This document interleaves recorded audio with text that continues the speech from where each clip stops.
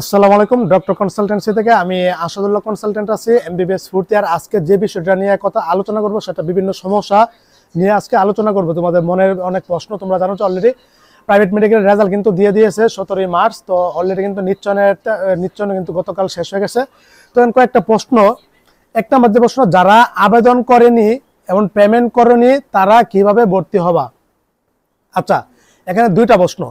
এক, তোমরা অনেকে আবেদন করেছো কিন্তু দেখছো যে কোনো মেডিকেল তোমার নাম আসেনি। এটা সমস্যাটা মানে কোন জায়গায়? তোমার পজিশন ভালো, যেহেতু টানছে 40,000 পর্যন্ত। তো অনেকের, আমার প্রায় এরকম 10 জন আমি স্টুডেন্ট ছাত্রছাত্রী দেখেছি, বিশেষ করে মেয়েদের দেখেছি, যাদের মানে আবেদন করার পরও নাম আসেনি কোনো মেডিকেল, অথচ পজিশন ভালো, 18,000, 20,000, 25,000, 30,000, অথচ টানছে কিন্তু 40,000 পর্যন্ত। তখন ওদের এই সমস্যাটা কিসের জন্য? ওরা আবেদন করেছে, সবকিছু করেছে, ঠিক আছে, কিন্তু টাকা যে দেওয়া লাগবে পেমেন্ট 200 টাকা, ওই পেমেন্ট করেনি। এটার জন্য আবেদন কিন্তু বাতিল হয়ে গেছে, কোনো মেডিকেল নাম আসেনি। অনেকে যে কম্পিউটার দোকান থেকে আবেদন করেছে, কম্পিউটার দোকানদারকে টাকা দিয়েছে, কিন্তু ওই দোকানদার পেমেন্টটা করেনি। 200 টাকার জন্য একটা মেয়ের ক্যারিয়ার বাতিল করে দিল কম্পিউটার দোকানদাররা। এরকম আমি প্রায় 6-7টা মামলা পেয়েছি অলরেডি, মানে অভিযোগ। তো এই যে বিষয়টা, যে মাত্র 200 টাকার জন্য ওরা আসলে এই যে কাজটা করছে, এটা খুবই একটা খারাপ কাজ। তোমাদের এখন উচিত ওইসব কম্পিউটার দোকানগুলিকে, অথবা যারা আবেদন করছে, যাদের কাছে টাকা দিয়েছিল, ওদেরকে ধরে ঠিক মতো সাহায্য করা। হ্যাঁ, তো এটা আসলে তোমাদের ভুল না, এটা আসলে বড় ধরনের একটা মিস্টেক বলা যায়। আর তোমাদেরও সমস্যা আছে। এই যে আমি তো আবেদন শেষ হওয়ার আগে কিন্তু আমি একটা মানে কন্টেন্ট তৈরি করেছিলাম যে তোমার আবেদন সঠিকভাবে হয়েছে কি হয়েছে না, এটা কিভাবে যাচাই বাছাই করবা দেখে নাও। এটা কিন্তু আমি হাতে নাতে একদম প্রমাণ সহকারে দেখে দিয়েছি। ওখানে পেমেন্ট না করে থাকলে আনপেড লেগেল থাকবে অ্যাপ্লিকেশনটা, আবার তুমি ইউজার আইডি পাসওয়ার্ড দিয়ে লগইন করে দেখতে পারবা।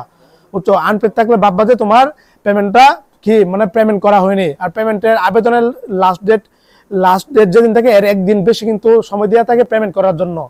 বুঝতে পারছো?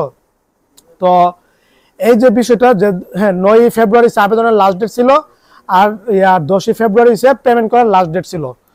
তো আরেকটা যে বিষয়, অনেকে আবার এটা আচ্ছা, এখন সমাধান কি করবে? এখন তোমার সমাধানটা আমি দিয়ে দেই। তোমার এখন কোনো উপায় নাই, কোনো মেডিকেল এখন আসবে না, যেহেতু তোমার আবেদন বাতিল হয়ে গেছে। তুমি পেমেন্ট করো নি, পেমেন্ট না করলে আবেদন বাতিল হয়ে যাবে, স্বাভাবিক।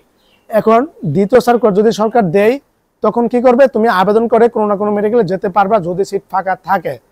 এটা হচ্ছে মেন সমাধান। আরেকটা সমাধান কি, যদি তুমি ফার্স্ট টাইমার হয়ে থাকো, সেকেন্ড টাইম মেডিকেল অ্যাডমিশনে দিতে পারো।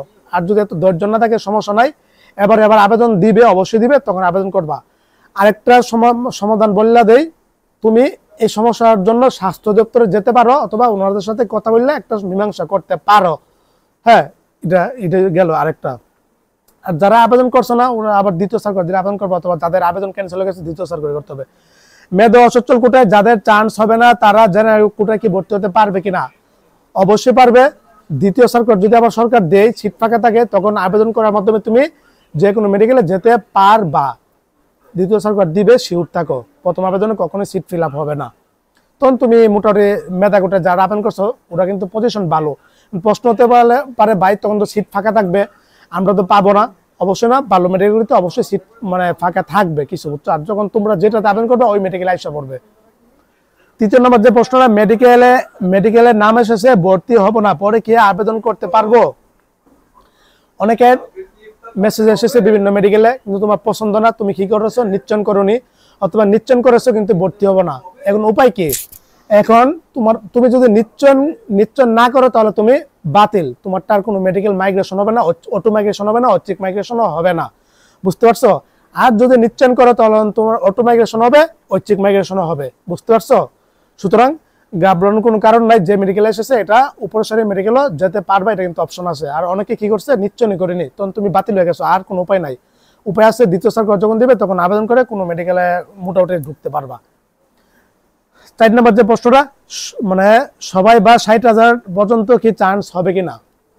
যেহেতু প্রথম আবেদনে 40,000 পর্যন্ত টানছে, তো সুতরাং আমরা বলতে পারি মাইগ্রেশন শেষে, এমনকি প্রথম ওয়েটিং, দ্বিতীয় ওয়েটিং, তৃতীয় ওয়েটিং থেকে অবশ্যই 60,000 পর্যন্ত টানবে মোটামুটি, আমার ধারণা মতে। যেহেতু এবার যা ভেবেছিলাম ঘটনা, সেটা হয়নি। আমি তো ভাবছি এবার প্রচুর প্রতিযোগিতা, প্রচুর আবেদন, মানে চান্স পাবে মোটামুটি 30,000 পর্যন্ত, কিন্তু দেখলাম যে ঘটনা ওইটা না। হ্যাঁ, এ হচ্ছে কাহিনী। হ্যাঁ, তবে এখানে আরেকটা বিষয় বলে রাখি, যখন দ্বিতীয় সার্কুলার দিবে তখন কিন্তু প্রতিযোগিতা হয়ে যাবে। তখন দেখবে যে যাদের সিরিয়াল 40,000 45,000 ওদের মানে চান্স হচ্ছে না। কিসের জন্য চান্স হচ্ছে না? তখন প্রতিযোগিতা বেশি হয়ে যাবে। কেন? যাদের মেধা 78 কোটায় চান্স হয়নি ওরা তখন আবেদন করবে, তখন ওরা যেটা আবেদন করবে সেটাতে আয়সা পড়বে। বুঝতে পারছো? তখন কিন্তু দূর থেকে টানে না। এটা গত বছর এই ঘটনা ঘটছিল, এটা একদম শিওর। গত বছর এই ঘটনা এটা ঘটছিল। প্রথম আবেদনে 40,000 45,000 46,000 থেকেও চান্স পেয়েছে, যেহেতু কম আবেদন পড়ছিল। কিন্তু দ্বিতীয় আবেদনে দেখেছে যে 36,000 পর্যন্ত চান্স পেয়েছিল। ওই যে মেধা গোটা যাদের হয়নি তখন ওরা আইসা আবেদন করছে, ভিড় জমাইছে, তখন প্রতিযোগিতা হয়ে গেছে, ওদেরকে আগে সিট দিয়ে দিছে, আর বাকি দূর থেকে ট্রান্সফার বেশি হচ্ছে এরকম। তো মোটামুটি 60,000 সিরিয়াল যারা আসো মোটামুটি চান্স পাবা, প্যারার কারণ নাই, চিন্তার কারণ নাই। সবাই তো আর মেডিকেলে ভর্তি হবে না, বুঝছো না? অনেকে নিশ্চয়ন করেনি, অনেকে আবার ভর্তি হবে না নাম আসার পরে, অনেক কাহিনী আছে। তো এই ছিল কিছু প্রশ্নের সমস্যা নিয়ে সমাধান মানে আলোচনা করেছি। হ্যাঁ, আবার অনেকের একটা সমস্যা দেখলাম যে আমার এক স্টুডেন্টের কালকে দেখলাম এক মেয়ের আবেদন করেছে, পেমেন্ট করেছে, তারপরেও নাম আসেনি, অথচ পজিশন 18,000। তো এটা সমস্যা থেকে এটা সমাধানটা এটা হয়তো টেকনিক্যাল কোনো সমস্যা থাকতে পারে। এই সমস্যাটা যাদের হবে তারা অবশ্যই স্বাস্থ্য দপ্তরের সাথে যাবা, কথা বলবা, ওনারা এটা সমাধান করে দিবে আশা করি। হ্যাঁ, আর সমাধান না করতে পারলে দ্বিতীয় আবেদনে এটা সমাধান হবে। তো এই ছিল।